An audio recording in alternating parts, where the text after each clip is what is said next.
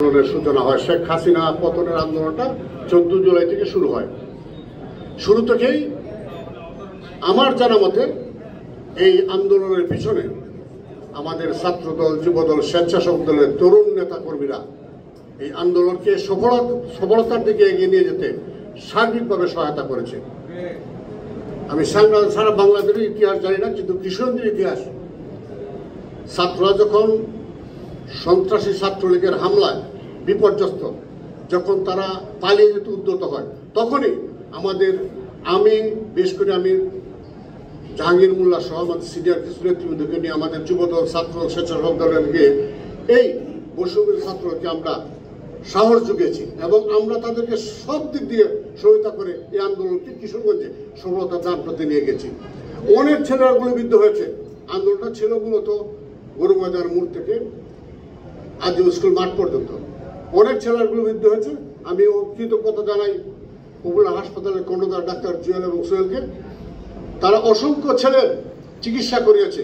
আমি টাকা সেধেছি তাদেরকে যে আমরা টাকা পরিশোধ করি, কিন্তু তারা কোনোটা অর্থ নেয় নাই। তারা বিনা অর্থে আমাদের ছেলেদেরকে চিকিৎসা করেছে। আমি অনুরোধ জানাই তাদেরকে।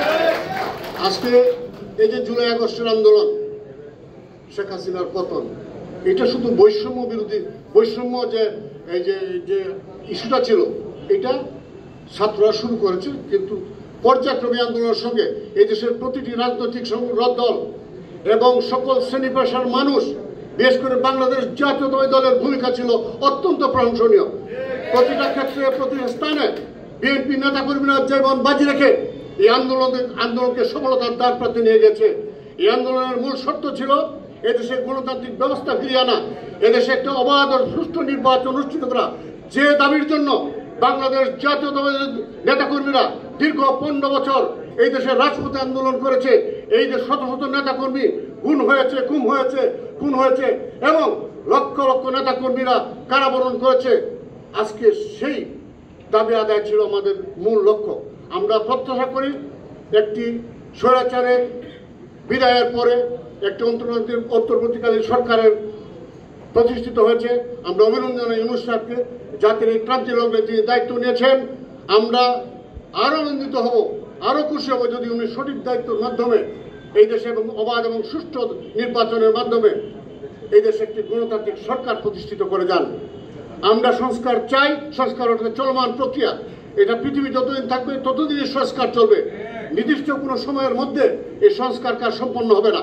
দ্রুততম সময়ের মধ্যে প্রয়োজনীয় সংস্কারগুলো সম্পন্ন করে যে ফেব্রুয়ারিতে আপনি প্রতিশ্রুতি দিয়েছেন, আমরা প্রত্যাশা করব এই ফেব্রুয়ারির মধ্যে একটি অবাধ এবং সুষ্ঠু জাতীয় নির্বাচন অনুষ্ঠিত করে আপনি নির্বাচিত সরকারের কাছে ক্ষমতা হস্তান্তর করবেন।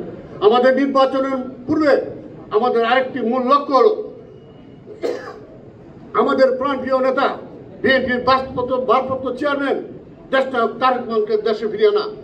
যে দেশকে স্বাধীন করার জন্য শহীদ রাষ্ট্রপতি জিয়াউর রহমান জীবন বাজি রেখে যুদ্ধ করেছেন, যে দেশের স্বাধীনতা যুদ্ধে স্বাধীনতা সংগ্রামের ঘোষণা দিয়েছেন কালুরঘাট বেতার কেন্দ্র থেকে, সেই শহীদ জিয়া সন্তান আর 17 বছর যাবৎ দেশ ছাড়া।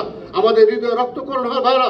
আজকে এই দেশের মাটিতে তার সন্তান ফিরে আসুক, এটা আমাদের মূল দাবি এবং দেশটা তার প্রমাণের নেতৃত্বেই আমরা দেশে জাতীয় নির্বাচনে অংশগ্রহণ করব, এটা আমাদের মূল দাবি।